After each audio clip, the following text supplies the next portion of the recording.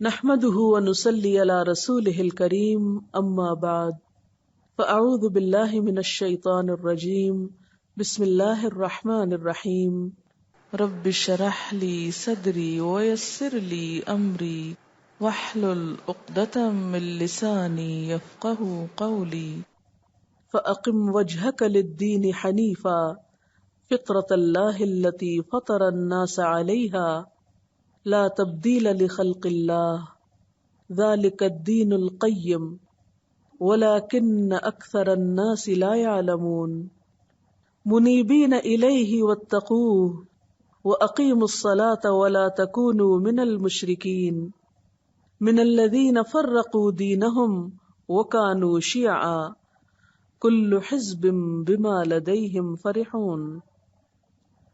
پس اے نبی صلی اللہ علیہ وسلم یکسو ہو کر اپنا رخ اس دین کی سمت میں جما دو، قائم ہو جاؤ اس فطرت پر جس پر اللہ تعالیٰ نے انسانوں کو پیدا کیا ہے۔ اللہ کی بنائی ہوئی ساخت بدلی نہیں جا سکتی، یہی بالکل راست اور درست دین ہے، مگر اکثر لوگ جانتے نہیں ہیں۔ قائم ہو جاؤ اس بات پر، اللہ کی طرف رجوع کرتے ہوئے، اور ڈرو اس سے، اور نماز قائم کرو، اور نہ ہو جاؤ ان مشرکین میں سے جنہوں نے اپنا اپنا دین الگ بنا لیا ہے اور گروہوں میں بٹ گئے ہیں۔ ہر ایک گروہ کے پاس جو کچھ ہے اسی میں وہ مگن ہے۔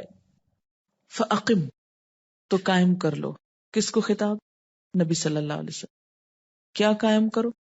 وجہ کا، اپنا چہرہ۔ چہرے سے مراد کیا ہے؟ رخ۔ چہرے میں انسان کی آنکھ، کان، ناک، دماغ سب کچھ آتا ہے، یعنی پوری سوچ سمجھ کے ساتھ، پورے شعور کے ساتھ خود کو جما دو۔ کس طرف؟ للدین، دین کی طرف، اللہ کی توحید اور اس کی عبادت کی طرف۔ حنیفاً، یکسو ہو کر، یعنی خواہشات کی پیروی نہ کرو، پوری یکسوئی کے ساتھ اپنے آپ کو دین کی طرف جما دو، دین کی طرف اپنا رخ پھیر لو۔ تمہاری فکر، سوچ، بول، خیالات سب کچھ مسلمان ہو، اور اس معاملے میں پوری طرح یکسو ہو جاؤ۔ فطرت اللہ، یہ دین دراصل کیا ہے؟ فطرت اللہ ہے، التی فطر الناس علیہا، جس پر اللہ نے لوگوں کو پیدا کیا ہے۔ فطرت، فطرت کا لفظ فطرہ سے نکلا ہے۔ فطرہ کہتے ہیں تخلیق کرنے کو، تراش خراش کو خوبصورت تخلیق کرنا۔ فطرہ خوبصورت تخلیق کرنا۔ فطر الناس، لوگوں کو بہت اچھی طرح تخلیق کیا، اور فطرت سے مراد تراش ہے، تراش۔ فطرہ تراشا، خوبصورت تخلیقی۔ فطرت اللہ، اللہ کی بنائی ہوئی ساخت، تراش، جس پر اللہ نے لوگوں کو پیدا کیا ہے۔ تو فطرت سے مراد یہاں پھر کیا ہے؟ اس سے مراد یہاں وہ استعداد ہے، وہ صلاحیت ہے جو بندوں کے اندر رکھی گئی۔ کس کام کے لیے؟ اللہ کی پہچان کے لیے، دین پر چلنے کے لیے۔ فطرت بمانا ساخت، بمانا تراش، خلقت کا معنی بھی کر سکتے، یعنی وہ مخصوص ڈھانچہ جس پر انسان پیدا ہوا، وہ مخصوص صلاحیت جو انسان کو دی گئی۔ اور وہ مخصوص صلاحیت کیا ہے؟ کہ انسان اپنے رب کو پہچان جائے۔ اپنے رب کو پہچاننے کی جو صلاحیت انسان کو بخشی گئی، یہی دراصل دین ہے، اصل دین، دین فطرت جس کو بولتے ہیں۔ لا تبدیل لخلق اللہ، نہیں بدلا جا سکتا اللہ کی ساخت کو، اللہ کے اس طریقے کو جس پر اس نے لوگوں کو پیدا کیا۔ یعنی فطرت میں رب کی طلب موجود ہے، انسان اپنی نیچر کے اعتبار سے رب کا ضرورت مند ہے۔ ہر انسان کے اندر عبودیت کا جذبہ کہ ما خلقت الجن والانس الا لیعبدون وہ موجود ہے۔ سب کی پیدائش، خواہ وہ کوئی کافر ہو یا مسلمان، اس خاص فطرت پر ہوتی ہے جس کو آپ انسٹنکٹ بھی کہہ سکتے ہیں، جس کی طرف عہد الست میں بھی اشارہ کیا گیا، یعنی انسان کو سب سے پہلے اللہ کی پہچان کروا کے دل کے اندر وہ ایک طرح کی پہچان رکھ دی گئی. اب انبیاء جو آئے انہوں نے کیا کیا؟ لوگوں کو اس اصل کی دوبارہ یاد دہانی کرائی. یہ بالکل ایسے ہی ہے کہ جیسے زمین کے اندر ایک صلاحیت ہوتی ہے اگانے کی، استعداد ہے نا. اللہ نے زمین کی فطرت کیا رکھی ہے؟ جب بھی اس میں بیج پڑے وہ اس کو اگائے، یعنی تخلیق کی صلاحیت ہے اس کے اندر، کچھ پیدا کرنے کی. اسی طرح انسان کے اندر بھی زمین کی طرح ایک صلاحیت ہے، استعداد ہے. وہ کس بات کی ہے؟ کہ جب اس کے اندر پیغمبروں کی طرف سے لائی ہوئی خیر کی بات ڈالی جائے تو وہ ایک بیج کی طرح اندر سے پھر پنپ اٹھے. وہ کلمہ طیبہ ایک پورا درخت بننے کی صلاحیت رکھتا ہے. لا تبدیل لخلق اللہ، اللہ کی خلق کو تبدیل نہیں کیا جا سکتا، یعنی اس حقیقت کو بدلا نہیں جا سکتا. ذالک الدین القیم، یہی ہے درست دین، یعنی وہ دین جس کی طرف یکسو اور متوجہ ہونے کا حکم دیا گیا. فَأَقِمْ وَجْهَكَ لِلدِّينِ حَنِيفًا، جو فطرت کا تقاضا ہے. وَلَكِنَّ أَكْثَرَ النَّاسِ، لیکن اکثر لوگ لا یعلمون، جانتے نہیں، علم نہیں رکھتے، اس لیے بھولے ہوئے ہیں، بھٹکے ہوئے ہیں. تو بتانا کیا مقصود ہے؟ اگر کوئی انسان کسی انسان کو معبود بنا بھی لیتا ہے تو اس کے بنانے سے کوئی معبود بن نہیں سکتا. اگر آپ کسی پتھر کے بت کو خدا کہنا شروع کر دیں تو کیا خدا بن جائے گا؟ نہیں، وہ تو مخلوق ہی ہے. خالق تو بس کوئی اور ہے، اللہ اکیلا. لہذا مخلوق کو خالق سمجھنا فطرت کے خلاف چلنا ہے. یہ آیت ذرا سی مشکل آیات میں سے ہے. اب میں اس آیت کو پڑھوں گی، آپ ذہن میں سوچیے کیا سمجھ میں آپ کو. فَأَقِمْ، فا جو ہے یہ اس مثال سے ریلیٹڈ ہے جو شرک کی تردید میں بیان کی گئی کہ شرک سے دین حق کو کوئی واسطہ نہیں. لہٰذا اے پیغمبر صلی اللہ علیہ وسلم، فَأَقِمْ وَجْهَكَ لِلدِّينِ حَنِيفًا، آپ اپنا رخ جما دیجئے دین کی طرف بالکل یکسو ہو کر. اور دین سے یہاں مراد کیا ہے؟ اللہ کی توحید اور اللہ کی عبادت. جیسے قرآن پاک کی ایک اور آیت میں بھی آتا نا کہ هو الذی ارسل رسولہ بالہدی ودین الحق، وہ اللہ وہ ذات ہے جس نے اپنے رسول کو بھیجا ہدایت دے کر اور دین حق دے کر، سچا دین دے کر. کیوں بھیجا؟ لیظہرہ علی الدین کلہ، تاکہ اس کو غالب کر دے اوپر دین کے سارے اس کے.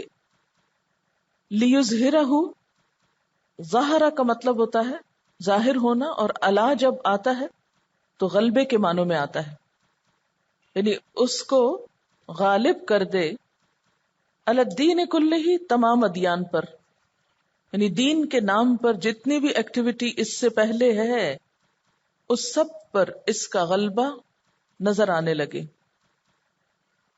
وَلَوْ كَرِهَ الْمُشْرِكُونَ، خواہ مشرک ناپسند ہی کریں، خواہ مشرکوں کو یہ کتنا ہی ناگوار گزرے. یہ غلبہ کس اعتبار سے تھا؟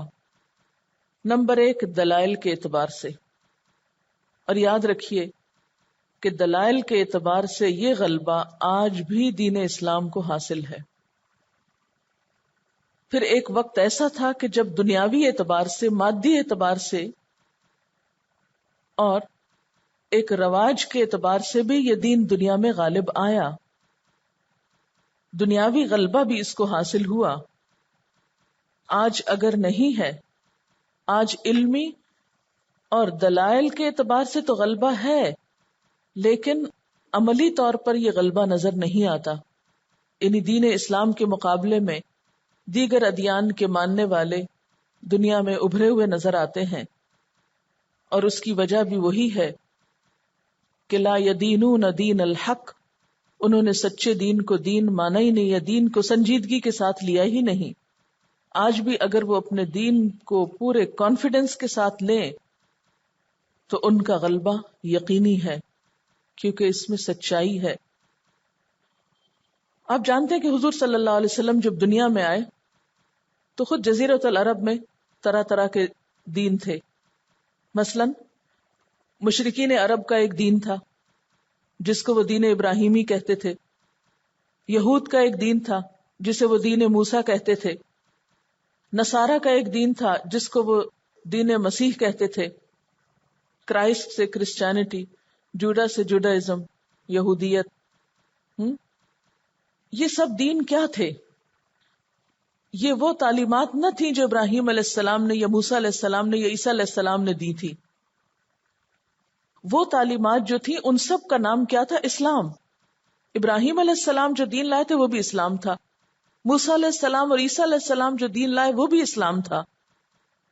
لیکن ان لوگوں نے اس میں تبدیلیاں کر کے ان کے خود ساختہ ایڈیشنز تیار کیے ہوئے تھے، اپنی مرضی اور خواہشات پر مبنی. تو اللہ تعالیٰ نے حضور اکرم صلی اللہ علیہ وسلم کو بھیجا، ایک محفوظ کتاب دی، اور قیامت تک کے لیے دین کا اصلی ایڈیشن اور فائنل مکمل ایڈیشن جو ہے وہ اس کی شکل میں دنیا کو دیا گیا. اور علمی اعتبار سے، بنیادوں کے اعتبار سے، اپنی اصل کے اعتبار سے یہ پچھلے تمام ادیان پر غالب آیا، کیونکہ دوسرے ادیان جو تھے ان میں تحریفیں ہو چکی تھیں، وہ اپنی اصل شکل کھو چکے تھے. آج بھی ہم دیکھتے ہیں کہ اسلام کے جو ماخذ ہیں، ماخذ کس کو کہتے ہیں؟ سورسز، بنیادیں، وہ محفوظ ہیں، ان میں کوئی تبدیلی نہیں ہوئی. کیا ہے ماخذ؟ قرآن اور سنت. قرآن محفوظ ہے، نبی صلی اللہ علیہ وسلم کی سیرت، آپ کی سنت محفوظ ہے. خود اس کو محفوظ کرنے کے لیے، یعنی سیرت رسول صلی اللہ علیہ وسلم کو اور سنت کو محفوظ کرنے کے لیے لاکھوں افراد جنہوں نے اس کو روایت کیا، ان کے حالات زندگی کو بھی محفوظ کیا گیا کہ وہ کون تھے. اس کے برعکس حضرت عیسیٰ علیہ السلام کی کوئی ایسی بایوگرافی نہیں ملتی، یا ان کے کوئی حالات زندگی ایسے نہیں ملتے کہ جس پر مکمل اعتماد کیا جا سکے. یہی حال دیگر پیغمبروں کا ہے کہ ان کے فالوورز نے ان کی لائف ہسٹری کو بھی پوری طرح صحیح بنیادوں پر پریزرو نہیں کیا. کہاں یہ کہ ان کی تعلیمات کو. یہ سعادت صرف اور صرف اسلام کے حصے میں آئی ہے کہ اس کی کتاب بھی محفوظ ہے اور اس کے پیغمبر کی سیرت بھی محفوظ ہے. هو الذی ارسل رسولہ بالہدی، یعنی دین اسلام کو بھیجا ہے آپ صلی اللہ علیہ وسلم کے ذریعے تاکہ اسے باقی تمام چیزوں پر غالب کر دیا جائے. اور یہ خوشخبری جو ہے اس دور کے لیے بھی تھی اور بعد کے ادوار کے لیے بھی ہے، لیکن حالات کے اعتبار سے جیسے حالات ہوں گے ویسے ہی یہ غلبہ نظر آئے گا یا نہیں. ایک حدیث ہے، حضرت مقداد سے روایت ہے، رسول اللہ صلی اللہ علیہ وسلم نے فرمایا، روئے زمین پر یعنی اس زمین پر کوئی کچا پکا مکان باقی نہ رہے گا جس میں اسلام کا کلمہ داخل نہ ہو جائے. یعنی ہر گھر تک پہنچے گا، چاہے کچا گھر ہو، جھونپڑی ہو، اس پر بھی ڈش لگی ہوئی ہوگی اور اس کے تھرو اللہ کا نام اور پیغام ایک دفعہ اس کے اندر ضرور داخل ہوگا. یا کوئی بھی اور طریقہ ہو. عزت داروں کی عزت کے ساتھ اور ذلیل لوگوں کی ذلت کے ساتھ. کیا مطلب ہے اس کا؟ یعنی اسلام کا کلمہ داخل ہوگا عزت داروں کی عزت کے ساتھ اور ذلیل لوگوں کی ذلت کے ساتھ. یعنی اس کے حامل جیسے ہوں گے ویسے ہی پہنچائیں گے. ایک وقت تھا کہ صحابہ کرام کو اللہ نے عزت دی تھی اور ان کے ذریعے اللہ نے ہر جگہ یہ کلمہ پہنچایا. اور ایک آج ہم جیسے لوگ ہیں جو دنیا میں ذلیل و خوار ہو رہے ہیں، اور ہماری وجہ سے پھر دین کو بھی وہی مقام مل رہا ہے، حالانکہ وہ بہت بڑی سچائی ہے. اور پھر جن کو اللہ عزت دیں گے وہ مسلمان ہوں گے، جن کو ذلیل کرنا ہوگا وہ اسلام کو قبول نہ کریں گے مگر اسلامی حکومت کے تابع ہو جائیں گے. اور حضور صلی اللہ علیہ وسلم کے بعد یہ وعدہ پورا ہوا. اسلام تقریباً 1000 سال تک عملی طور پر دنیا میں عزت کے ساتھ رہا، اس کو غلبہ نصیب ہوا. یہی وجہ ہے کہ آج اسلام کے نہ ماننے والے بھی اس بات کو ضرور مانتے ہیں کہ اسلام وہ دین ہے جس نے دنیا کو سائنس جیسی نعمت دی اور فکری آزادی دی، کیونکہ اس سے پہلے سوچ پر بڑی پابندیاں تھیں. آپ کو معلوم ہے کہ کرسچینٹی میں کسی بھی شخص کو اپنے عقل یا دماغ استعمال کرنے کی اجازت نہیں ہوتی تھی. کوئی بھی نیا نظریہ یا فلسفہ لاتا جو ان کے تحریف شدہ دین کے خلاف جاتا یا ان کی آرزوؤں اور خواہشات کے، تو ان کو ڈیتھ پینلٹی تک دی جاتی. بے شمار لوگوں کو، بے شمار سائنٹسٹ کو زندہ آگ میں جلایا گیا اور بہت ظلم و ستم ہوئے. یہ اسلام ہے جس نے سوچ کے یہ پہرے اٹھائے اور عقل کے استعمال پر بار بار زور دیا. یہ جو دین ہے نا، یہ صرف پیغمبر نہیں لائے، یہ انسان کے اندر پیوست کر دیا گیا ہے. فطرت اللہ التی فطر الناس علیہا، اللہ نے بندوں کو بنایا ہی اس لیے ہے کہ بندے اپنے رب کی عبادت کریں. یہ بالکل وہی بات ہے یہاں جو ما خلقت الجن والانس الا لیعبدون میں ہے، یعنی ہم نے جن و انس کو اپنی عبادت کے لیے ڈیزائن کیا.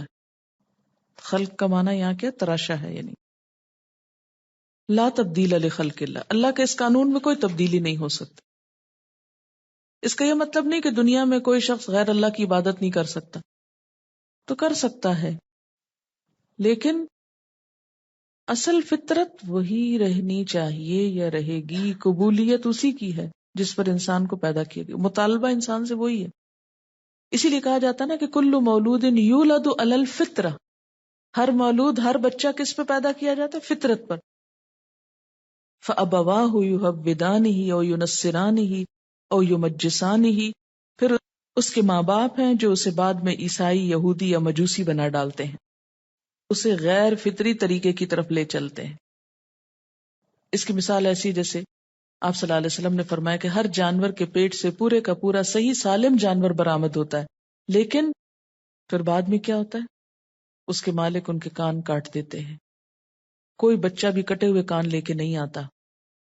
مشرکین اپنے اوہام جاہلیت کی بنا پر ان کے کان کاٹ ڈالتے تھے، چیر ڈالتے تھے، انہیں بتوں سے منسوب کر دیتے تھے. ذالک الدین القیم، یہی درست دین ہے جس پر انسان کی فطرت کو بنایا گیا. ولیکن اکثر الناس لا یعلمون، لیکن اکثر لوگ جانتے ہی نہیں کہ انہیں بنایا کیوں گیا. کیا سمجھ میں آیا؟ فَأَقِمْ وَجْهَكَ لِلدِّينِ حَنِيفًا، یہ کیوں کہا گیا ہے؟ اپنے آپ کو رکھ لیجئے کہ مجھے کہا جا رہا ہے، ٹھیک ہے. فَأَقِمْ وَجْهَكَ لِلدِّينِ حَنِيفًا، دین سے مراد کیا ہے یہاں؟ طریقہ، اللہ کی توحید اور عبادت کا طریقہ. یعنی شرک کرنے والے جو شرک کر رہے ہیں، آپ ادھر نہیں توجہ کریں، آپ توحید پر قائم ہو جائیں. اور یہ توحید ایسی چیز ہے کہ اللہ نے بندوں کو پیدا ہی اس پر کیا ہے، انسان کے اندر صلاحیت ہی اس کی رکھی گئی، لیکن بندوں نے اس فطرت کے اوپر پردے ڈال دیے. انسان کے اندر کی طلب نہیں بدل سکتی، اسی لیے انسان کو چین نہیں آتا شرک پر کبھی بھی. میرے ہسبینڈ کسی شخص کا واقعہ سنا رہے تھے کہ وہ کس طرح مسلمان ہوئے اور کس طرح صحیح عقیدے پر ہوئے. وہ کہہ رہے تھے کہ ان کے ایک دوست تھے، یعنی جس شخص کا واقعہ ہے ان کے ایک دوست تھے، تو بہت حکمت کے ساتھ انہیں دین کی طرف پھیر کے لائے. وہ کبھی ایک طرف کو جاتے، کبھی دوسری طرف کو جاتے، سب کچھ کرتے، لیکن ان کا کہنا یہ تھا کہ سب ریچولز کرنے کے باوجود دل کو چین نہیں آتا تھا، کبھی دل خوش نہیں ہوتا تھا، حقیقی خوشی نہیں نصیب ہوتی تھی، حقیقی اطمینان حاصل نہیں ہوتا تھا. اور جب خالص توحید کی طرف پلٹے تو چین آ گیا. تو جب تک انسان اپنی اصل فطرت پہ نہیں پلٹا اس کو چین نہیں آتا. یہ بالکل ایسی فطرت کو آپ یوں سمجھے جیسے انسان کی عادات ہوتی ہے نا کچھ، مثلا کھانے پینے کی ہیبٹس ہیں. آپ کی ہیبٹ میں ہو سکتا ہے کہ روٹی کھانا ہو، بنگالیز کی ہیبٹ میں کیا ہے؟ چاول کھانا. اب یہ ان کی ایک فطرت کا حصہ بن گیا نا، عادت کا ایک حصہ بن گیا، نیچر کا. آپ ان کو جو چاہیں کھلا دیں، جب تک وہ نہیں کھلائیں گے جو ان کی نیچر میں ہے، پیٹ تو بھر لیں گے لیکن چین نہیں آئے گا، ایسے لگے کہ کچھ کھایا ہی نہیں۔ اسی طرح آپ جو چاہیں کھا لیں، چاہے جتنا بھی پیٹ بھر لیں، لیکن جب تک وہ ایک بنیادی فوڈ کا حصہ نہیں کھاتے تو آپ کو چین نہیں آتا، اب لگتا کچھ نہیں کھایا۔ یا اسی طرح اگر آپ مخصوص طریقے پر پکا کر کوئی کھانا کھاتے ہیں تو بے شک آپ باہر جتنے بھی کھانے کھاتے ہیں آپ کو چین نہیں کہ جب تک آپ اپنے اس مخصوص طریقے پر بنا کر نہیں وہ کھاتے۔ اچھا، وہ عادت کہاں سے پختہ ہوتی ہے؟ ماں باپ سے پختہ ہوتی، بچپن سے جو آپ بچوں کو کھلانا شروع کر دیں۔ مثلا جس کو مرچیں کھانے سے چین آتا ہے، جب تک وہ مرچیں نہ کھائے اسے لگتا ہے جیسے اس نے کچھ کھایا نہیں، اس کا پیٹ نہیں بھرا، تو یہ بچپن سے ڈیولپ ہو گئی نا۔ اچھا، یہ جو عادات ہوتی ہیں، اب جو لوگ سائیکالوجی آپ میں سے پڑھے ہوئے وہ جانتے ہوں گے، ایک ہوتا ہے انسٹنکٹ اور ایک ہوتا ہے ہیبٹ، ٹھیک ہے نا؟ تو انسٹنکٹ کیا ہوتی ہے؟ جبلت ہوتی ہے، جس میں انسان کا اپنا دخل نہیں ہوتا کچھ، وہ بائی نیچر ہی انسان اس طریقے پر پیدا ہوتا ہے۔ مثلا ایک بچہ ماں کا دودھ پیتا ہے، اس کو کس نے سکھایا؟ پیدائشی ہے نا، تو یہ کیا ہے؟ جبلت اس کو بولتے ہیں۔ اسی طریقے پر اس کو پیدا کیا گیا، اس کے اندر پہلے سے پروگرامنگ کر دی گئی کہ اس نے یہ کرنا ہے، اس میں انسان کی اپنی کوئی چیز نہیں ہے، آپ نے اس کو کوئی ٹریننگ نہیں دی، وہ پیچھے سے ہی لے کر آیا۔ چاہے چند گھنٹے کا بچہ ہو، وہ بھی اپنے اس کام کو جانتا ہے کہ اس نے اپنا رزق کیسے تلاش کرنا ہے، جبلت ہے نا۔ اچھا، اب اس میں عادت کب شامل ہوتی ہے؟ جب انسان کو ایک خاص طریقے پر دنیا میں آنے کے بعد کچھ چیزوں کا عادی کیا جاتا ہے۔ اب ایک بچہ جس طرح دودھ پینے کا طریقہ سیکھ کے آتا ہے نا ماں کے پیٹ سے، ایسے ہی توحید کا سبق لے کر آتا ہے ماں کے پیٹ سے، یہ ہے وہ فطرت، دین فطرت۔ لیکن جب بچہ باہر آ جاتا ہے تو اب مائیں کیا کرتی ہیں؟ بچوں کو جیسے مرچیوں کا عادی کر لیتی ہیں یا کسی خاص کڑوی چیز کا عادی کر لیتی ہیں، تو اسی طرح جو ماں باپ عیسائی یا یہودی ہوتے ہیں وہ ان کی توحید کے اندر خلل اندازی کر کے شرک کا ان کو عادی کر دیتے ہیں، پھر وہ اس کے عادی ہو جاتے ہیں، پھر وہ بڑے ہوتے ہیں۔ بسا اوقات ضمیر بے چین کرتا ہے انسان کو، لیکن چونکہ سارا ماحول اس اندھیرے میں ڈوبا ہوتا ہے اس لیے کچھ سمجھ میں نہیں آتی، وہ روشنی نہیں ملتی۔ ایسے ہی لوگ اگر تعصبات کے پردے ہٹا کر کسی وقت دین حق تک پہنچتے ہیں تو روشنی کو دیکھتے ہی ایمان لے آتے ہیں، جیسے وہ نجاشی اور حبشہ کے لوگ اور بہت سے لوگ جو ایمان لائے فرعون کے دربار میں، جو جادوگر تھے، یہ سب کہ ایک دم پردے چاک ہوئے اور انہوں نے دیکھا حقیقت کو۔ یا حضرت ابراہیم علیہ السلام کی قوم کے لوگ بھی تھوڑی دیر کے لیے کیا ہوئے؟ چونکے کہ ہم کیا کر رہے ہیں، وہ پردہ ہٹا، انہوں نے دیکھا حقیقت کو، لیکن پھر جب نہیں قبول کیا تو دوبارہ پردہ آ گیا۔ اللہ تعالیٰ ہر انسان کو اس فطرت کے طریقے پر سمجھنے کا موقع دیتے ہیں، لیکن یہ الگ بات ہے کہ انسان کا ماحول اتنی سخت چیز ہے کہ وہ اس فطرت کو دبا جاتا ہے۔ مثلاً اس کو ایک اور مثال سے بھی سمجھیے، بات لمبی ہو جائے گی لیکن بات سمجھنے کی ہے۔ عورت کو اللہ تعالیٰ نے ایک خاص فطرت پہ پیدا کیا ہے نا، اس کے اندر جذبات رکھے۔ مرد کو اللہ تعالیٰ نے ایک اور فطرت پر پیدا کیا ہے۔ دنیا میں ہزاروں کوششیں اس بات کی ہوگی کہ دونوں کو بالکل برابر کر دیا جائے، ایک جیسا لباس پہنایا جا رہا ہے، ایک جیسے حقوق دیے جا رہے ہیں، ایک جیسے کتابیں پڑھائی جا رہی ہیں، ایک جیسا ٹریٹ کیا جا رہا ہے۔ جتنی بھی مصنوعی کوششیں ہیں ان دونوں کے فرق کو مٹانے کی، ان سب چیزوں کے باوجود فطرت نہیں بدلتی۔ عورت کی سیٹسفیکشن اس وقت تک ہو نہیں سکتی جب تک کہ وہ ماں نہ بنے۔ مجھے واقعہ یاد آ رہا ہے کہ بہت قریبی جاننے والوں میں سے ایک بچی ہے جس نے بہت پڑھا لکھا، سب کچھ کیا، باہر چلی گئی۔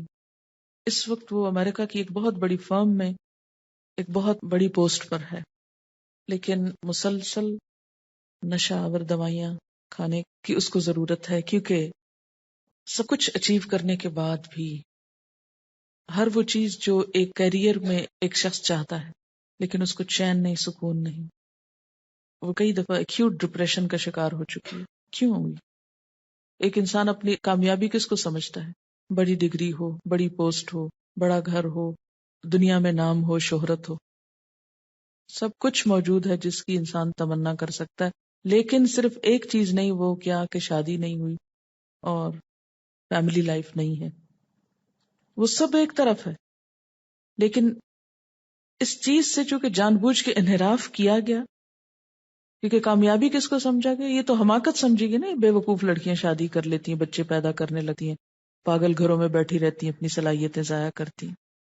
اللہ نے اتنی عقل دی، ذہن دیا ہے، کچھ بن کے دکھانا چاہیے، اور مردوں کا تو خاص طور پہ مقابلہ کرنا چاہیے، ان کو تو ہرانا چاہیے۔ جب اس پالیسی پر عمل ہوا، کہاں تک ہرائیں گے؟ فطرت تو نہیں بدل سکتے، نہ اپنی بدل سکتے ہیں، نہ مردوں کی بدل سکتے ہیں، یہ تو اللہ نے بنایا ہی اس طرح۔ تو انسان کی سیٹسفیکشن، انر سیٹسفیکشن ہوتی ہی اس وقت ہے جب انسان فطرت پر آ جاتا ہے، اپنی اصلیت پہ آ جاتا ہے، اس ساخت پہ آ جاتا ہے، جس سے جگسا پزل ہوتی ہے نا، تو جگسا کے ہر پیس کو جب تک اپنی اصل جگہ پر نہ رکھا جائے، تصویر نہیں مکمل ہوتی۔ اسی طرح انسان کی فطرت میں اللہ نے جو چیزیں رکھ دی، جب تک انسان اس پر نہیں آ جاتا، اس کی سیٹسفیکشن۔ کیوں کہا گیا لا ان اولیاء اللہ لا خوف علیہم ولا هم یحزنون؟ اللہ کے دوست نہ غمگین ہوتے ہیں نہ خوف کھاتے ہیں۔ کیوں؟ اس لیے کہ وہ فطرت پر ہوتے ہیں، یعنی انسان کے اندر دین کو قبول کرنے کی پوری صلاحیت موجود ہے، وہ تیار ہی اس لیے کیا گیا ہے، بنایا ہی اس لیے ما خلقت الجن والانس الا لیعبدون، ہمیں بنایا ہی اللہ کی عبادت کے لیے گیا ہے۔ جب تک ہم اس اصل پہ لوٹ نہیں آئیں گے، ہم کو چین آ ہی نہیں سکتا۔ ڈھونڈ رہے ہیں سکون ادھر ادھر ادھر ادھر، لیکن بھاگ رہے ہیں اس اصل فطرت کی طرف آنے سے۔ جب تک ادھر نہیں پہنچیں گے، جگسو کا معنی سمجھتے ہیں آپ؟ سب سمجھتے ہیں نا؟ سب نہیں سمجھتے۔ آپ یوں سمجھیں کہ جیسے ایک تصویر ہے جس میں پہاڑ ہیں یا پھول ہیں یا درخت ہیں یا کشتی بنی ہوئی یا گھر بنا ہوا، تو اس تصویر کو آپ کاٹ لیں پہلے، پھر ان کے ٹکڑوں کو مکس کر دیں، پھر کسی بچے سے کہیں یا خود ہی ان ٹکڑوں کو دوبارہ جوڑے اور اپنی اپنی جگہ پر رکھ دے۔ تو جب تک ہر ٹکڑا اپنی جگہ پر نہیں آئے گا تو وہ تصویر بگڑ جائے گی۔ جہاں پہاڑ ہے ان کو وہیں رکھنا ہوگا، جہاں پھول ہے ان کو وہیں لگانا ہوگا، جہاں پانی ہے اس کو وہیں رکھنا ہوگا۔ اگر پانی کی جگہ آسمان، آسمان کی جگہ پانی والا حصہ رکھ دیں گے تو چاہے رنگ برابر ایک جیسے ہی لگ رہا ہو، لیکن وہ تصویر نہیں بنے گی۔ یہ آیت بڑی اہم ترین آیتوں میں سے۔ اگر ہم اس بات کو نہیں سمجھے نا، اپنی اصل پہ نہیں لوٹے نا، سکون نہیں پا سکتے دنیا میں، اور آخرت میں جنت نہیں پا سکتے، کیونکہ اللہ نے فرمایا لا تبدیل لخلق اللہ، اللہ کی خلق نہیں بدل سکتی، تم بدلتے ہو تو بدلو، منحرف ہوتے تو ہو، بگڑتے ہو تو بگڑو، جاتے ہو جہاں جاؤ، اس رب کو چھوڑ کر کسی اور کی طرف مائل ہوتے ہو، اپنا ہی نقصان کرو گے۔ کچھ اس نے لاز نیچر میں رکھ دیے اور کچھ پیغمبروں کے ذریعے بھیجے۔ اب جو شخص پیغمبروں کی بات سن کر کیا کرے، قبول کر کے اس کے مطابق زندگی بسر کرے، فطرت کے مطابق، تو کیا ہوگا؟ وہ خوشحال انسان ہوگا، چاہے اس کو کھانے کو 2 وقت روٹی نہ ملے، ایک وقت ملے اور ایک وقت بھوکا رہے، لیکن خوش ہوگا، پرسکون ہوگا، اس کو غم نہیں ہوگا، اس کو فکر نہیں ہوگا، کیونکہ وہ اپنے اصل رب کو پہچانتا ہے۔ اس کی پوری توجہ اقم وجہک للدین حنیف، پوری توجہ اپنے ٹارگٹ کی طرف، اپنے رب کی طرف، اس ہستی کی طرف۔ ذالک الدین القیم ولکن اکثر الناس لا یعلمون، لوگوں کی اکثریت، میجورٹی، ہاں کتنی پڑھی لکھی، جب تک یہ بات نہیں جانتی وہ کچھ نہیں جانتی۔ اللہ سے ناراض ہو کے، اس کو چھوڑ کر، اس سے زیادہ کسی اور کو اہمیت دے کر، سب حماقت کی باتیں۔ آخرت کی جنت بھی اس کے لیے جو دنیا میں اس تصویر کو مکمل کر لے۔ یہ عبد القادر جیلانی کا ایک خطبہ ہے، اس میں بھی کچھ اس بات کی مزید وضاحت ہوگی۔ اے وہ شخص جو کہا کرتا ہے میں جس سے محبت کرتا ہوں وہ مجھ سے جدا کر دیا جاتا ہے، کبھی بیماری سے، کبھی عداوت سے، کبھی غلط فہمی سے، فاصلے سے، موت سے، ہر قیمت میں مجھ سے جدا کر دیا جاتا ہے۔ یعنی انسان جس بھی چیز سے محبت کرتا ہے بالآخر اسے اس سے الگ ہونا پڑتا ہے اور ہونا ہوگا۔ یعنی انسان جس بھی چیز سے محبت کرتا ہے بالآخر اسے اس سے الگ ہونا پڑتا ہے اور ہونا ہوگا. کبھی بیماری سے، کبھی عداوت سے، کبھی غلط فہمی سے، کبھی فاصلے سے، کبھی موت سے، ہر قیمت پر. اے نادان، تو وہ خوش نصیب ہے کہ جس پر یا جس کے لیے اللہ نے غیرت کھائی ہے، اللہ تجھے اپنے لیے چاہتا ہے اور تو غیر کا ہونا چاہتا ہے. اللہ نے ہمیں کس لیے بنایا؟ اپنے لیے بنایا. جب ہم غیر کے ہونا چاہتے ہیں تو اس کو غیرت آتی ہے. ہوش کر، ایسا ٹوٹا ہوا برتن بن جا جس میں ماں سوائے اللہ کے کچھ نہ ٹھہرے. جب تک تو غیر کے آگے پیچھے بھاگے گا، اللہ تجھے اسی کے ہاتھ سے توڑے گا، اور جب تو اللہ کا ہو جائے گا تو وہ ساری مخلوق کو تیرے قدموں میں بٹھائے گا. تجھے تیرے رشتے، تیری محبتیں، تیری آسائشیں واپس لوٹا دی جائیں گی، تیری دولت واپس لوٹائی جائے گی، اور جن سے تو محبت رکھتا تھا اور رویا کرتا تھا وہ اب تیرے لیے روئیں گے، مگر اب تیرا دل ان سے بے نیاز رہے گا. جب تک تو ان تمام چیزوں کو دور نہ کرے گا یہ سب تجھے تکلیف دیں گی. محبتیں تکلیف دیتی ہیں، چاہے انسانوں کی ہوں یا کسی بھی چیز کی. ان کو نکال کر تو اللہ کو لے آ، یعنی دنیا کی محبت کو نکال کر اللہ کی محبت کو لے آ. والذین آمنوا اشد حبا للہ، وہ لوگ جو ایمان لائے اللہ کی محبت میں سب سے زیادہ شدید ہوتے. کیونکہ انسان اپنی فطرت کے اعتبار سے مجبور ہے کہ کسی چیز کو شدید چاہے، اور وہ صرف ایک ہی ہستی ہو سکتی ہے جس کی محبت ہر محبت پہ غالب ہونی چاہیے، اور وہ اللہ کی ذات ہے. یہی چیز دراصل توحید ہے. یعنی توحید صرف ایک نہیں کہ جم کے لا الہ الا اللہ. توحید یہ ہے کہ سب سے بڑھ کر اس کو بڑا سمجھیں، سب سے زیادہ محبت اس سے کریں، سب سے زیادہ اس سے ڈریں، خوف بھی سب سے زیادہ اس کا ہو، ہر ایک سے بڑھ کر وہ اہم ہو. جب تک یہ نہیں ہوتا اس وقت تک توحید مکمل نہیں ہوتی. وہ فطرت اور وہ ما خلقت الجن والانس الا لیعبدون، عبد اور عبودیت کی کیفیت پیدا نہیں ہوتی. کیونکہ عبد کون ہے؟ غلام. اور غلام تو اپنے آقا کا پورا محکوم ہوتا ہے نا، پوری طرح اس کے قبضے میں ہوتا ہے. جب تک ہم 100%، 99 بھی نہیں، 100% سبمٹ نہیں کرتے اس وقت تک دنیا اور آخرت میں سکون نہیں پا سکتے. اللہ کے فیصلوں کو مان لینا، اس کی تقدیر پر ایمان رکھنا، اس کی طرف سے آنے والی خوشی، غم، دکھ، پریشانی، ہر چیز کو مان لینا. اللہ تیرا فیصلہ مان لیا.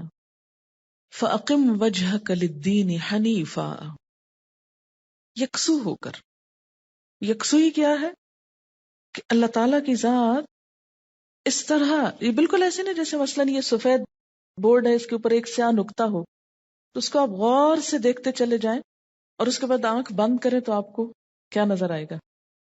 وہی ایک نقطہ.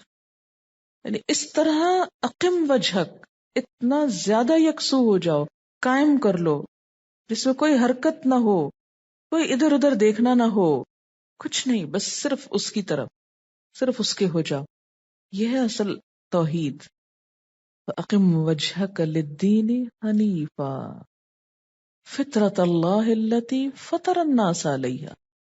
یہ دین جو ہے اسی کا دوسرا نام فطرت ہے. یہاں ایک دین تو اسلام ہے نا جو پیغمبروں کے ذریعے میں بھیجا گیا، اور اسی کا دوسرا حصہ ہمارے اپنے اندر رکھ دیا گیا. اللہ نے ہم کو بنایا ہی اس طریقے پر ہے. ہماری بھلائی یہ ہے کہ اصلی طریقے پہ آ جائیں. اس نے نہیں بدلنا، لا تبدیل لخلق اللہ. کیوں؟ اس لیے کہ ذالک الدین القیم. اصل بات ہی تو یہی ہے نا.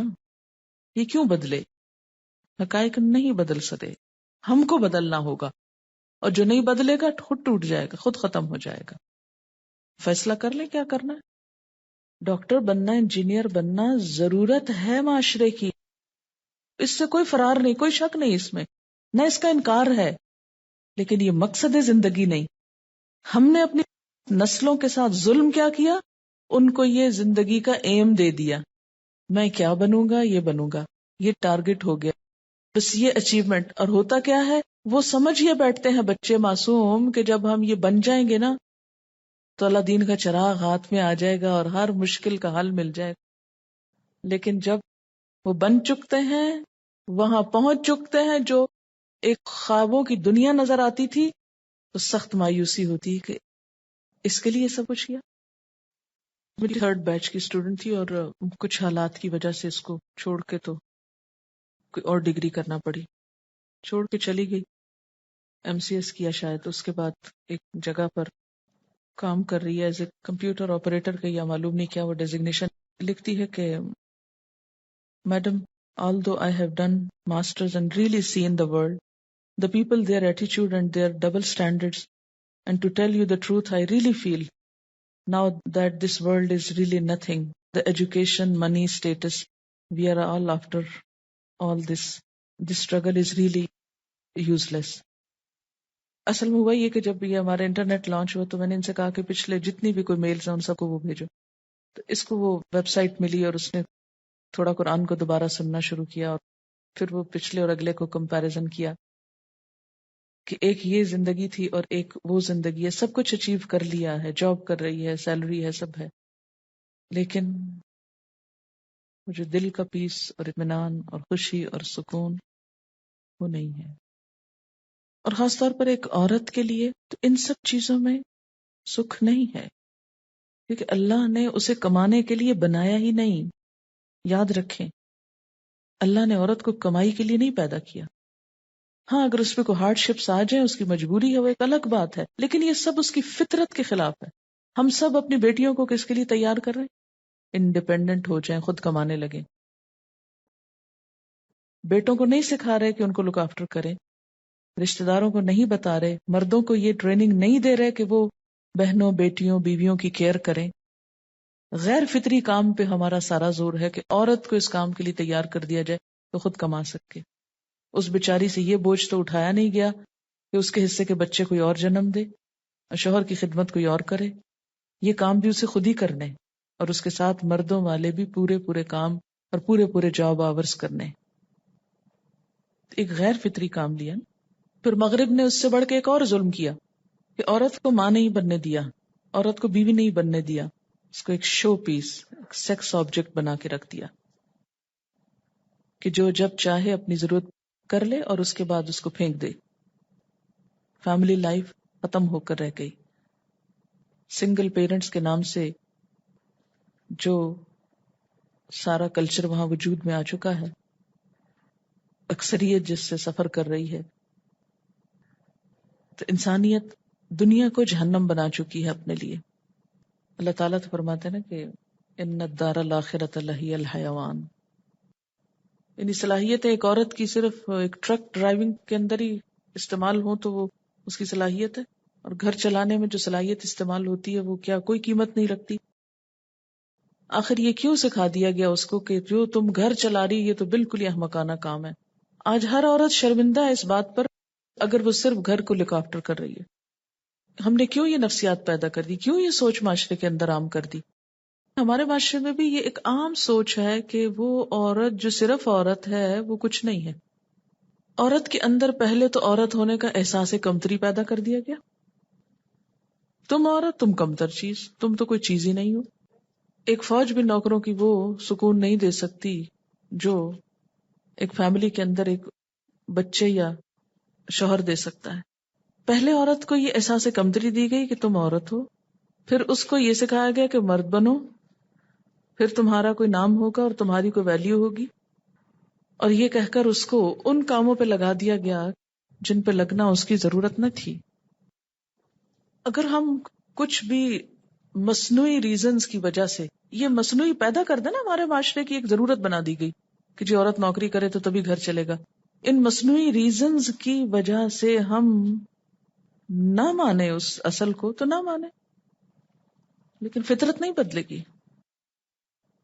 اس لیے کہ جب آپ اصل سڑک سے ہٹ جائیں نا کسی منزل تک پہنچنے کے لیے، اور آپ کوئی سائڈ سڑک لے لیں تو پھر آپ بھٹکتے جائیں، ایک کے بعد ایک جگہ پہ غلط نکلتے چلے جائیں. تو جب تک اصل پر ذالک الدین القیم، اللہ کی بنائی ہوئی فطرت یہ اصل طریقہ ہے، اس پر آؤ گے تو صحیح طریقے پر آؤ گے، اور جب تک اس کو نہیں پکڑو گے ایک کے بعد ایک کھائی میں گرتے چلے جاؤ گے. اچھا، یہ جو اللہ تعالیٰ فرماتے ہیں نا وَلَٰكِنَّ أَكْثَرَ النَّاسِ لَا يَعْلَمُونَ، اکثر لوگ جانتے ہی نہیں، علم ہی نہیں رکھتے. کس بات کا علم نہیں رکھتے؟ اپنے مقصد تخلیق کا. اس پر ایک بڑی دلچسپ پوئم ہے، شاید آپ کی نظر سے گزری ہو، لیکن میں تھوڑی سی پڑھ کے سنا دیتی ہوں. یہ ایک جرمن پوئٹ ہے، اس کا نام ہے ہائیڈلبرگ کا ہے. یہ پوئم کا نام ہے The Fish and I. The other day I went to the sea and asked a fish, do you know who made the ocean? And you in it? And for what? The fish gave me a puzzled look and said, I don't know. And I don't care. As to who made the ocean and put me in it? And for what? Hoo-ha. I don't like such questions. I have no time. Can't you see how busy I am? I have to run for food continuously and watch myself day and night that no one catch me or eat me alive. Man, you can't imagine how hard is life. No, no, I have no time for such questions. Why don't you go and ask some man? Over there you see that man? He does nothing but catch fish all day. I bet he has time. And by the way, I have heard it said that man has a mind with which to think. You see, I am just a fish, a poor animal. I have no mind. So use your brain. Go ask that man and leave me alone. I went to the man and asked him, Sir, do you know who made this world, this earth, the moon, the stars, the skies above and the universe beyond, floating in time and space? Who began it all and put man in it? There must be some purpose, and man must seek his maker. The man got up from his slumber and shouted at me angrily, Get away from here. Go, get lost somewhere with all your questions. You frightened my fish away. What do I care? What good is there in such useless questions? What difference does it make as to who made it all and put man here? And as regards the purpose, hoo-ha, what a silly question. Between you and me, what's there in it for me? Can't you see how busy I am? I have no time. You know how hard is life? Or no one ever told you about the rising prices, the corruption, the scandals of heroin and AIDS, the rising flood of pollution and crimes? The hell they cry about in churches may be far out there, but the one we have ourselves made is right down here. With 1,000 things to worry about, I can hardly sleep. And on top of all this, here come you with your foolish questions. Go get lost and think yourself all such thoughts, but leave me alone. I have no time. The man went back to sleep. The fish went away. The ocean kept on rolling. It was getting dark on the deep. I came back home. What could I do? But somehow or the other, the thought keeps on coming back again and again that man has fallen to the level of a fish, or even lower. What a fall it is, my countrymen. How sad it is that a few are left who have the time and can still think about such questions. Let's make a pause and think like men while we are here, for no one knows when the call may come to depart from here forever and ever. Let's find some time to think of the one who made it all and put us here. His door is open and he is very near for everyone who seeks him.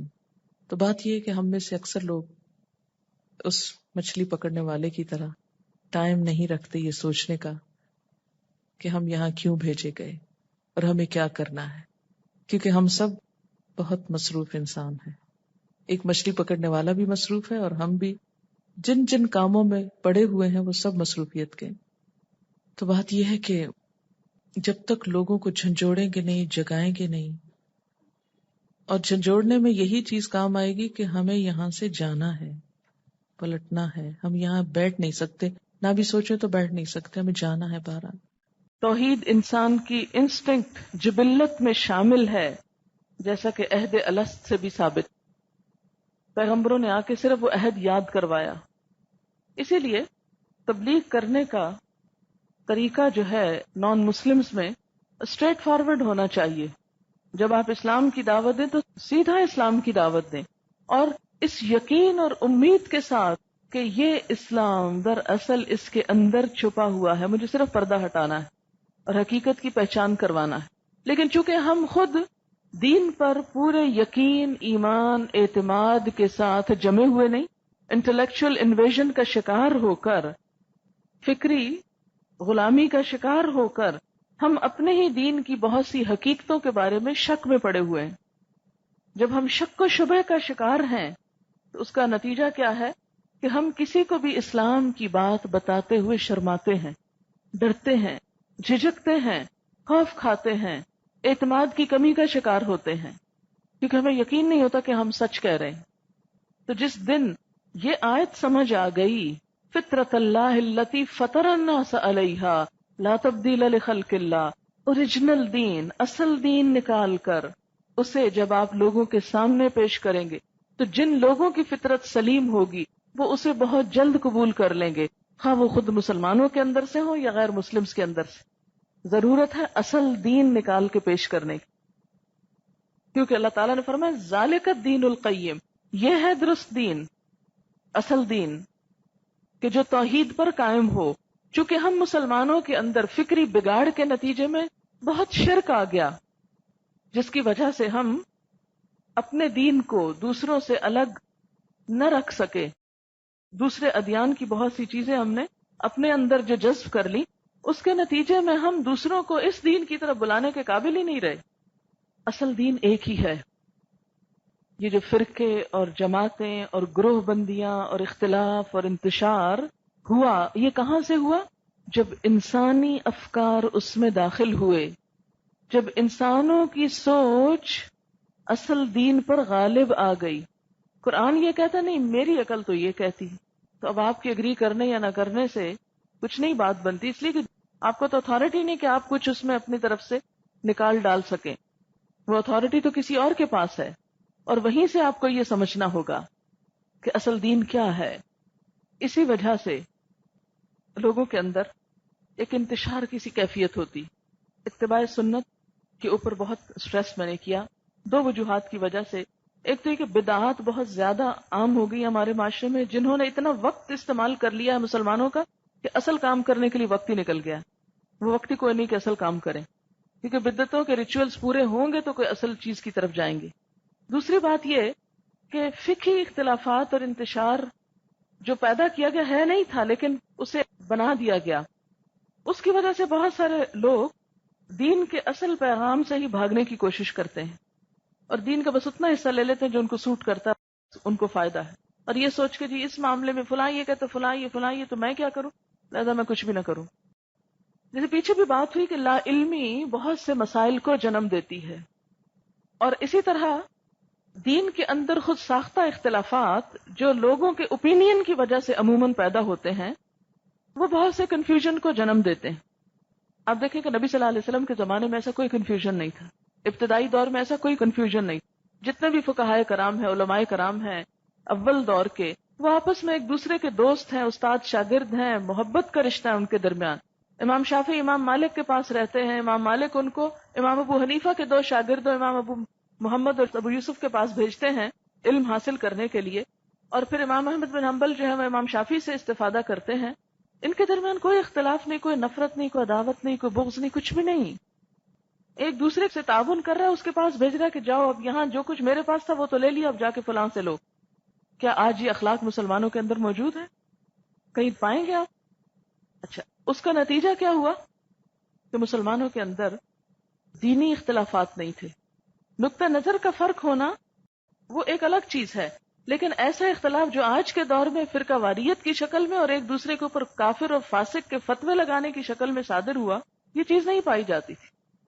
جو وقت گزرتا گیا، اصل text پیچھے جاتی گئی، اسے لوگوں سے دور کر دیا گیا، اور اس ٹیکسٹ سے ڈیڈیوس کیے ہوئے، نکالے ہوئے جو احکامات تھے وہ لوگوں میں منتشر ہو گئے. اب مثلاً سونے کی زکوٰۃ کے اوپر 2.5% کی جو بات آتی ہے، تو آپ میں سے کسی کو بھی حدیث پتہ ہے؟ لیکن عموماً جب پڑھا جاتا ہے، یہ سنا جاتا ہے، یہ جتنے بھی لوگ زکوٰۃ دیتے ہیں تو انہیں اس سے کوئی نہیں ہوتا کہ نبی صلی اللہ علیہ وسلم نے کیا فرمایا تھا. یہ حکم کہاں سے آیا، بس وہ اتنا جانتے کہ اتنا ہے، ماں سے سنا، باپ سے سنا، کسی مولوی صاحب سے سنا، اور بس وہ کام کر لیا۔ وقت کے گزرنے کے ساتھ ساتھ جب اور سوچیں دین میں داخل ہوئی تو ان چیزوں کو مشکوک بنا دیا گیا اور لوگ اپنے فرائض سے بھی غافل ہوتے گئے۔ اب اس کا نتیجہ کیا نکلا کہ دین کے اوپر ایک دھند سی چھا گئی۔ آج کے دور میں میں سمجھتی ہوں کہ دین کی طرف لوگوں کو لانے کے لیے سب سے مؤثر نسخہ اوریجنل ٹیکسٹ کو لوگوں کے ہاتھ میں تھمانا ہے، تاکہ یقین کی کیفیت پیدا ہو۔ یقین ختم ہوتا جا رہا ہے دین سے، اور انسان عمل کر ہی نہیں سکتا جب تک کہ اس کے اندر یقین نہ ہو۔ اس یقین اور اعتماد اور کانفیڈنس کو بحال کرنا ہے، یہی اختلافات کے ختم کرنے کا بھی ذریعہ ہے۔ اسی لیے اللہ تعالیٰ فرماتے ہیں کہ دین کی اصل کیا ہے؟ توحید، ایک اللہ کی عبادت، ایک اللہ، ایک رسول، ایک کتاب۔ جب سب اس پر جمع ہوں گے تو نفرتیں اور عداوتیں ختم ہو کر رہ جائیں گی۔ ذالک الدین القیم، پھر اصل مضبوط دین سامنے آئے گا۔ آج مسلمانوں کا سب سے بڑا روگ کیا ہے؟ شخصیت پرستی، انسانوں کو پوجنا، کہ ہاں اگر فلاں بات بتائے گا تو ہم مان جائیں گے، اگر فلاں نے نہیں بتائی تو ہم نہیں مانیں گے۔ آپ کیوں فلاں اور فلاں کے پیچھے جاتے ہیں؟ آپ جائیں اللہ اور اس کے رسول کے پیچھے، کیونکہ تنازع اور اختلاف کا حل ہی یہ بتایا گیا کہ جب جھگڑا ہو تو اللہ اور رسول کی طرف جاؤ، اوریجنل ٹیکسٹ پہ جاؤ۔ ذالک الدین القیم، وہ دین جس کی طرف یکسو اور متوجہ ہونے کا حکم ہے، جو فطرت کا تقاضا ہے، وہ یہی درست دین ہے۔ ایک حدیث میں آتا ہے، حدیث قدسی ہے، نبی صلی اللہ علیہ وسلم نے اپنے خطبے کے دوران میں فرمایا، میرا رب فرماتا ہے کہ میں نے اپنے تمام بندوں کو حنیف پیدا کیا تھا، یکسو، پھر شیاطین نے آ کر انہیں ان کے دین سے گمراہ کیا، اور جو کچھ میں نے ان کے لیے حلال کیا تھا اسے حرام کیا، اور انہیں حکم دیا کہ میرے ساتھ ان چیزوں کو شریک کریں جن کے شریک ہونے پر میں نے کوئی دلیل نازل نہیں کی، اور اس طرح وہ اصل دین سے دور ہوتے چلے گئے۔ آپ دیکھیں کہ اصل دین سے انسان کب دور ہوتا ہے؟ جب اس سے کوئی تعلق نہیں رکھتا۔ اس وقت جیسے مثال کے طور پر غذاؤں میں دیکھیں، ہمارے پاس میدے کی بنی ہوئی چیزیں زیادہ استعمال ہوتی ہیں، اور اس سے ہمیں وہ غذا حاصل نہیں ہوتی جو اصل آٹے سے یا گندم سے یا اس کے جو چھلکے سمیت جو اس کے استعمال سے ہوتی ہے، اسی کا حصہ، لیکن ایسی ریفائنڈ شکل میں پہنچا کہ جس نے فائدے کی بجائے الٹا نقصان دینا شروع کر دیا۔ تو اس کا علاج کیا ہے؟ اصل کی طرف لوٹ جائیں، چھلکے سمیت لیں اس کو، بہت سی بیماریاں خود بخود دور ہو جائیں گی۔ بیسکس کی طرف لوٹ جائیں۔ تو دین میں بھی جب تک ہم بیسکس کی طرف نہیں لوٹیں گے، اپنی تمام تر کوششوں کا مرکز و محور اللہ کی ذات کو نہیں جب تک بنائیں گے، اور انسانوں میں جب تک صرف محمد صلی اللہ علیہ وسلم کو ایک سینٹرل پلیس نہیں دیں گے، اس وقت تک مسائل حل نہیں ہو سکتے۔ جب تک ہم یہ کہتے رہیں گے کہ میرا امام اور میرا بزرگ اور میرا رہنما یہ کہتا ہے، اور دوسرا کہے گا میرا رہنما یہ کہتا ہے، تو لازمی طور پر اختلافات جنم لیتے رہیں گے۔ فرمایا وَلَٰكِنَّ أَكْثَرَ النَّاسِ لَا يَعْلَمُونَ، لیکن لوگوں کی اکثریت، میجورٹی، یہ بات نہیں جانتی، اس حقیقت سے لا علم ہے، اس لیے وہ بھٹکتی رہتی ہے۔ بار بار اس حقیقت کو دہرایا کریں کہ جو کچھ بھی ہم کر رہے ہیں اس کی اصل اسپرٹ کیا ہے، کیوں کر رہے ہیں، کس کے لیے کر رہے ہیں، کیا چاہتے ہیں؟ ایک ہی جواب ہے، اللہ کی رضا، حنیفن، ہر چیز سے بے نیاز ہو کر بس اللہ سے جڑنا، کیونکہ میرا معاملہ تو اسی سے ہے۔ انسانوں کے آگے تو ہم جواب دے نہیں، اور اگر ہوں بھی تو ان کو ہم دھوکہ دے سکتے ہیں، مگر اللہ کو دھوکہ بھی نہیں دیا جا سکتا۔ اکثر الناس لا یعلمون، دنیا کی اکثریت کا جو مذہب ہے وہ شرک، کفر ہے۔ جو لوگ نام نہاد مسلمان ہیں ان کی بھی اکثریت ڈائریکٹ نہیں تو انڈائریکٹلی شرک کے اندر ملوث ہے، شرک اکبر نہ صحیح، شرک اصغر صحیح۔ تو جب تک خالص توحید پر ہم نہیں آتے، عبادات میں روح پیدا ہو نہیں سکتی، وہ سکون اور اطمینان نصیب ہو نہیں سکتا جو دراصل دین کا انعام ہے، تحفہ ہے کہ آپ دین لو تو آپ کو بونس کیا ملے گا ساتھ، جو اس کے معنی کے اندر ہے، اطمینان۔ فَأَقِمْ وَجْهَكَ لِلدِّينِ حَنِيفًا، اگر یہ آیت آپ کو سمجھ آ گئی نا، دونوں طرح سے، لفظوں کے اعتبار سے بھی، معنی کے اعتبار سے بھی، اور زندگی کے مقصد کے اعتبار سے بھی، اب اگر اللہ کی طرف رجوع کرنا ہے، اقم وجہک للدین حنیفن ہو کر، تو کیسے ہوگا؟ منیبین الیہ، اس کی طرف رجوع کرنے والے بن کر، اس کی طرف پلٹ کر، منیبین الیہ. سب سے پہلے تو انابت، واتقو، اور اس سے ڈرو، تقوا، واقیموا الصلاۃ، اور نماز قائم کرو، ولا تکونوا من المشرکین، اور مشرکوں میں سے نہ ہو جاؤ. نماز قائم کرو اور مشرکوں میں سے نہ ہو جاؤ. تو گویا نماز کا قائم نہ کرنا یہ بھی کیا ہے؟ شرک ہی کی ایک قسم ہو گئی. اور منیبین کیا ہے؟ بار بار پلٹنا، یعنی فطرت سے جو ہی ڈائیورٹ ہونے لگو پھر ادھر جاؤ، پھر پلٹو، پھر پلٹو. یعنی اس کا حل اور علاج کیا ہے؟ فطرت کی طرف جانے کا، کہ ریپیٹڈلی اس کی طرف لوٹو، بار بار ادھر پلٹ کے جاؤ. من الذین فرقوا دینہم وکانوا شیعا، مشرکین میں سے نہ ہو جاؤ. کون مشرکین؟ من الذین، ان لوگوں میں سے، فرقوا دینہم، جنہوں نے ٹکڑے ٹکڑے کر دیا اپنا دین، اپنا دین الگ الگ بنا لیا. وکانوا شیعا، اور ہو گئے وہ گروہ گروہ، یعنی گروہوں میں بٹ گئے، اصل دین کو چھوڑ کر فرقوں میں بٹ گئے. مشرکین سے مراد یہاں وہ لوگ ہیں جنہوں نے دین فطرت اور دین حق میں تفریق پیدا کر دی، اس کو ایک نہ ہونے دیا. اور شیعہ سے مراد کیا ہے؟ ایسی جماعت، ایسا گروہ جو کسی مقتدا کا پیروکار ہو. ایک ہوتا ہے نا مقتدی، مقتدی کون ہوتا ہے؟ جو فالوور ہوتا ہے، اور مقتدا جس کو فالو کیا جائے، کسی مقتدا کا پیروکار ہو. تو مراد کیا ہوا کہ تم توحید چھوڑ کر مختلف مقتداؤں یا لوگوں کو فالو نہ کرو، ان کے خیالات کے تابع نہ ہو.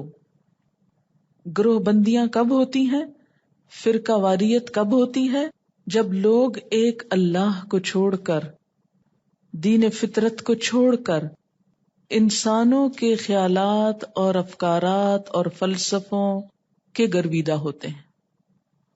اللہ کی بات کے مقابلے میں انسانوں کی بات کو ترجیح دیتے ہیں. کل حزب بما لدیہم فرحون، ہر ایک گروہ کے پاس جو کچھ ہے اسی میں وہ مگن ہے. وہ سمجھتا ہے کہ وہی سب ٹھیک کر رہا ہے اور دوسرے لوگ غلط ہیں. تو دین فطرت، توحید پر ایمان، اور اس کا نتیجہ کیا نکلے گا؟ اتحاد اور اتفاق پیدا ہوگا. یہ بھی ایک غیر فطری طریقہ ہے کہ انسان دین کی اسپرٹ اور روح کو چھوڑ کر، اس کی اصل کو چھوڑ کر دائیں بائیں گزرنے لگے. بالکل ایسے جیسے آپ کسی پھل کے گودے کو چھوڑ کر اس کے چھلکے کو چاٹنے لگے. مثلا کسی بھی پھلدار درخت کی ٹہنیاں کھا کر آپ مزہ نہیں اٹھا سکتے، اس کی برانچز میں جا کے اصل لطف نہیں پا سکتے. غذائیت اور لطف اور سیٹسفیکشن کب ہوگی؟ جب آپ پھل کے اصل حصے کو لیں گے. اسی طرح دین کے اصلیت اور اصل روح کو چھوڑ کر اگر آپ سائیڈ ایشوز میں گھس گئے اور ان کی طرف چل پڑے تو پھر دین کا لطف نہیں اٹھا سکو گے. وآخر دعوانا ان الحمد للہ رب العالمین. سبحانک اللہم وبحمدک نشہد ان لا الہ الا انت نستغفرک ونتوب الیک. والسلام علیکم ورحمۃ اللہ وبرکاتہ.